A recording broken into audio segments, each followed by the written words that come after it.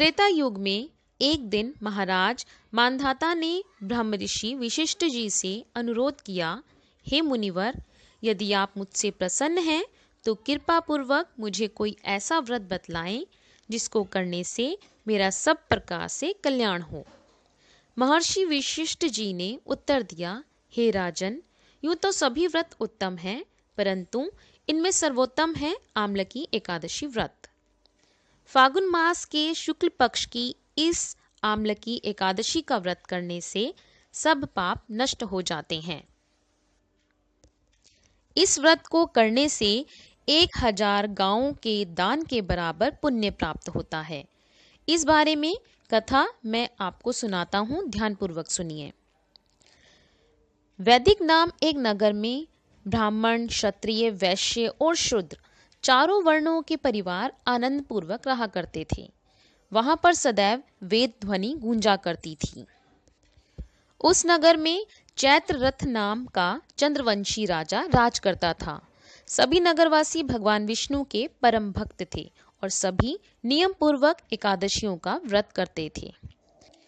प्रत्येक वर्ष के समान फागुन मास के शुक्ल पक्ष की आम्लकी एकादशी का दिन आया। उस दिन राजा, प्रजा तथा बाल वृद्ध सबने हर्षपूर्वक व्रत किया। राजा अपनी प्रजा के साथ मंदिर में जाकर कुंभ स्थापित करके धूप, दीप, नैवेद्य, पंचरत्न आदि से धात्री का पूजन करके का स्तुति करने लगा। हे धात्री, आप ब्रह्मा जी द्वारा उत्पन्न हुए हो और समस्त पापों को नष्ट करने वाले हो, अतः आपको नमस्कार है। अब आप मेरा अर्घ्य स्वीकार करें। आप रामचंद्र जी द्वारा सम्मानित हो। मैं आपसे प्रार्थना करता हूँ कि आप मेरे समस्त पापों का नाश करें। मंदिर में सबने रात्रि को जागरण किया। रात के समय वहां एक बहेलिया आया जो अत्यंत पापी और दुराचारी था। वह अपने कुटुंब का पालन जीव हिंसा करके किया करता था। उस दिन उसे कोई शिकार नहीं मिला था, अतः निराहार रहना पड़ा। भूख तथा प्यास से अत्यंत व्याकुल वह बहेलिया मंदिर के एक कोने में बैठ गया और विष्णु भगवान तथा एकादशी महात्म्य की कथा सुनने लगा।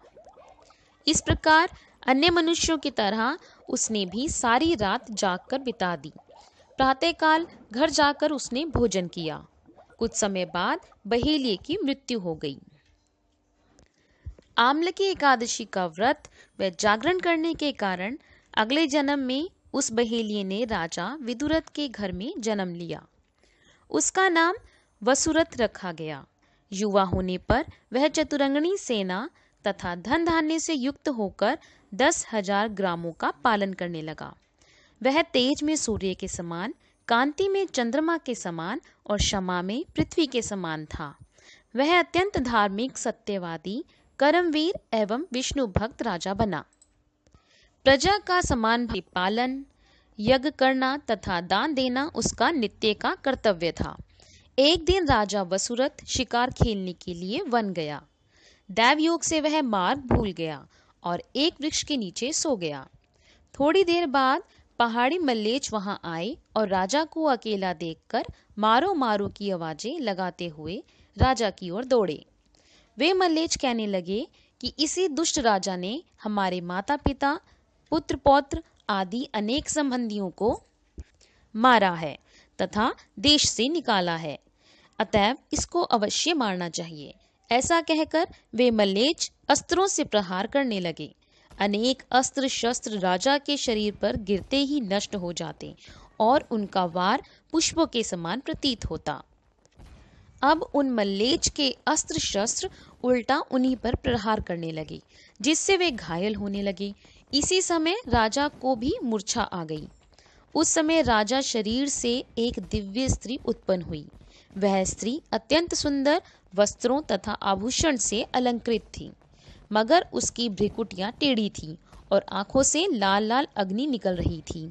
वह स्त्री मलेच्छों को मारने दौड़ी और थोड़ी देर में उसने सब मलेच्छों को काल के गाल में पहुंचा दिया। जब राजा सोकर उठा तो इन मलेच्छों को मरा हुआ देखकर सोचने लगा कि इन शत्रुओं को किसने मारा है। वह विचार कर ही रहा था कि तभी आकाशवाणी हुई, हे राजा, इस संसार में विष्णु भगवान के अतिरिक्त कौन तेरी सहायता कर सकता है। इस आकाशवाणी को सुनकर राजा अपने नगर को चला आया और सुखपूर्वक राज्य करने लगा। महर्षि वशिष्ठ जी आगे बोले, हे राजन, यह आम्लकी एकादशी के व्रत का प्रभाव था। जो मनुष्य इस आम्लकी एकादशी व्रत को करते हैं वह सभी कर्मों में सफल होते हैं और विष्णु लोक को प्राप्त होते हैं।